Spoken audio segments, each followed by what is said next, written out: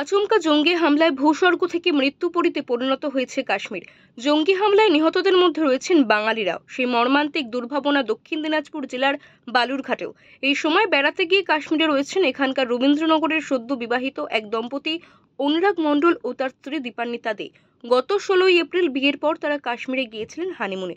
হামলার সময়ও তাঁরা উপস্থিত ছিলেন পেহেলগাঁওতেই।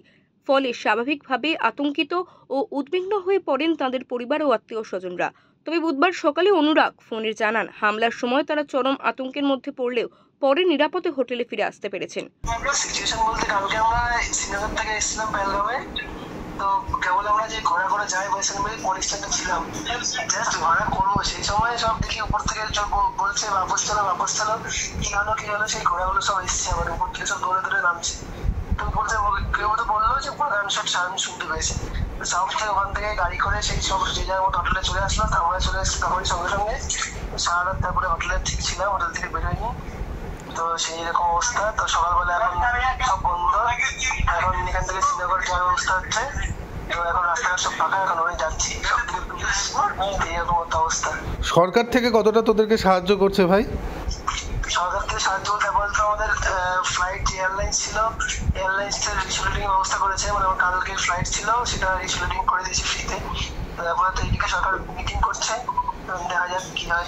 এই ঘটনার পর অনুরাগের মা জানিয়েছেন, তিনি মুখ্যমন্ত্রী ও প্রধানমন্ত্রী উভয়ের কাছে আবেদন করেছেন যেন কাশ্মীরে আটকে পড়া সমস্ত পর্যটক, বিশেষত তরুণ তরুণীদের দ্রুত উদ্ধার করে নিরাপদে ফিরিয়ে আনা হোক। তিনি আরও জানান, বাইট, আমার ছেলে এই 24শে জানুয়ারি সবে বিয়ে হলো।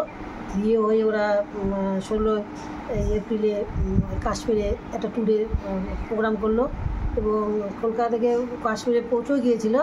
কিন্তু ওরা আগামীকাল ওরা পেহেলগাঁওতে ঘুরতে যাওয়ার জন্য ঘোড়ার সাথে ঘোড়ার পিঠে যাবে, এরকম একটা আলোচনা করতে করতেই ওরা ওখানে খাওয়া দাওয়া করে উঠবে। এই মুহূর্তে ওরা দেখে দিনপুর থেকে সব লোক দৌড়াদৌড়ি করে সব চলে আসছে। ওরা তখন ভয়ে করে ওদের ইয়েতে যেখানে ওরা থাকার ব্যবস্থা করছে ওখানে চলে আসছে, ঘরে ঢুকে গেছে। কিন্তু এখন আমার একটু আবেদন কি যে ওরা যেন একটু আমার ছেলে আমার কাছে হোক, আরও অন্যান্য আরও যে পর্যটকরা আছে তারাও যেন মায়ের বুকে ফিরে আসতে পারে, আমার এইটুকুই কামনা। আমি মাননীয় মুখ্যমন্ত্রীকেও জানাচ্ছি যেন আমার ছেলে বা অন্যান্য আরও পর্যটকরা ঘরে ফিরে আসতে পারে, এবং আমি আরও সরকারকেও জানাচ্ছি যে ওদের একটা কোনো ব্যবস্থা নেওয়া হোক। তবে বুধবার সকালে দম্পতির সঙ্গে কথা হওয়ায় কিছুটা স্বস্তি পেয়েছেন পরিবারের সদস্যরা। বালুরঘাট থেকে শঙ্কু কর্মকারের রিপোর্ট, ওঙ্কার বাংলা।